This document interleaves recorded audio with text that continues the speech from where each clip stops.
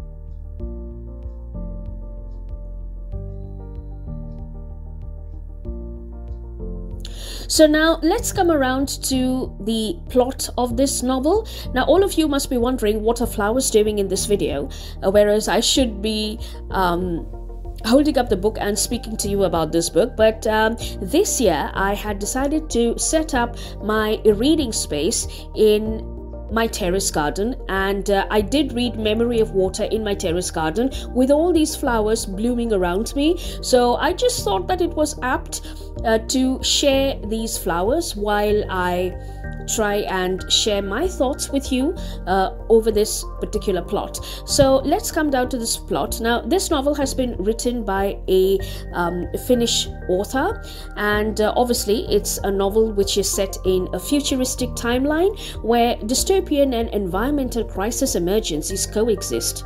Now it can be broadly categorized under the genre of climate fiction and speculative fiction. In this story, fresh water is precious and rare, and our present world, which is the world we currently live in, is referred to as Twilight Century, where water and other natural resources were abundant. This novel is written to deliver the in-your-face facts about our careless attitude towards our environment and overusage of natural resources and fuels. Though this novel is slow-paced, yet it is quite philosophical and contemplative. The plot begins with our protagonist, Noria, learning the art of the way of the tea, since she hails from an ancient heritage of tea masters and is a young apprentice. The political world scenario in this war-ridden futuristic time space is all about China now ruling all over Europe, and being a superpower now controls everything, especially water resources, as water is rare and is frequently purchased as a commodity.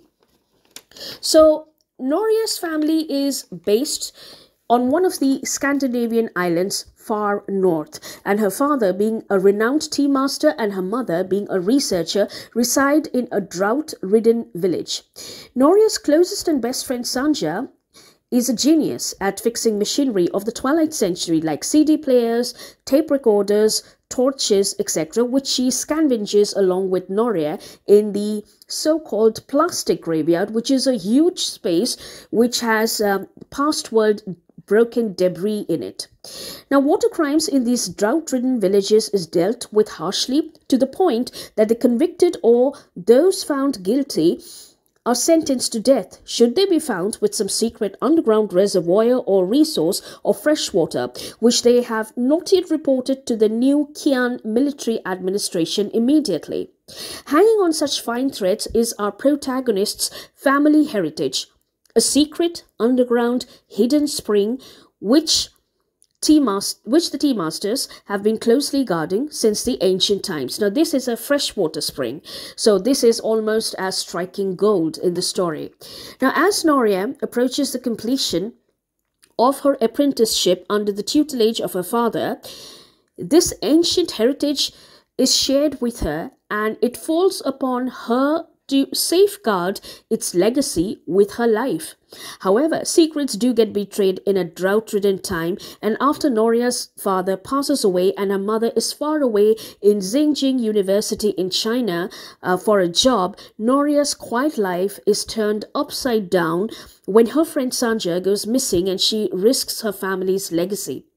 So, the main plot of the story was quite intriguing, and I absolutely loved the gentle flow of the story. The world building was picturesque, even though it was dystopian, and the wisdom of the story especially was very, very valuable. There were some phrases and proses which were present in the story which was so moving. Of course, I would have liked to share this with you, but I would definitely encourage you to read this book, because overall this was a 5-star read for me, and I would highly recommend anyone who is in the mood of a slow-paced yet emotionally charged dystopian and environmental conscious story to pick up this book, because it's really amazing, and I absolutely fell in love with the story. And I probably will be trying to get my hands on another novel by this particular writer, Emmi Itaranta. She is absolutely excellent. So these were a few of my thoughts on this particular novel.